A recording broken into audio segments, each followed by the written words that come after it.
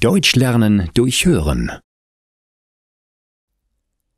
Celine als Rettungssanitäterin.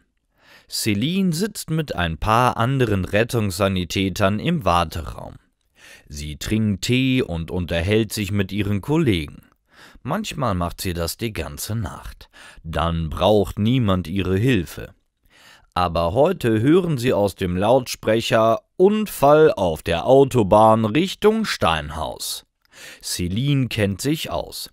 Sie springt auf und lässt den Tee auf dem Tisch stehen. Schnell zieht sie ihre Jacke über. Sie hat reflektierende Streifen wie eine Warnweste. So ist sie auch nachts gut zu sehen. Schnell rennen alle zum Rettungswagen. Der fährt mit Blaulicht durch die Stadt. Der Rettungswagen darf auch über rote Ampeln fahren.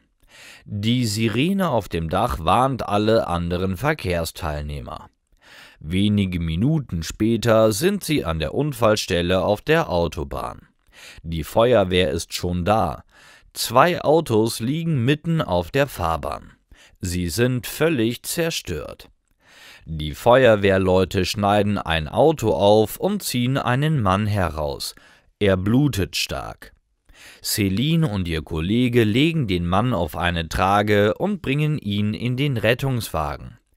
Ein anderer Rettungswagen kümmert sich um die Fahrgäste des anderen Autos. Celine verbindet die Wunden des Mannes mit einem Verband. Er atmet, ist aber bewusstlos. Celine kontrolliert regelmäßig seine Atmung und seinen Herzschlag. Wenn er nicht mehr atmet, muss sie ihn wiederbeleben. Sie dreht den Patienten in die stabile Seitenlage. So kann er nicht ersticken, falls er sich übergeben muss. Sie leistet Erste Hilfe. Wenige Minuten später erreichen sie das Krankenhaus. Sofort kommen Ärzte und kümmern sich um den Patienten. Celines Arbeit ist erledigt. Sie hofft, dass es dem Mann bald besser geht und er schnell wieder gesund wird. Zurück in der Zentrale füllt Celine einen Bericht aus. Ihr Tee ist schon kalt. Sie muss alles dokumentieren und auch die Polizei spricht noch einmal mit ihr. Celine liebt ihren Beruf, auch wenn er manchmal psychisch sehr anstrengend ist. Sie weiß, dass sie Leben rettet.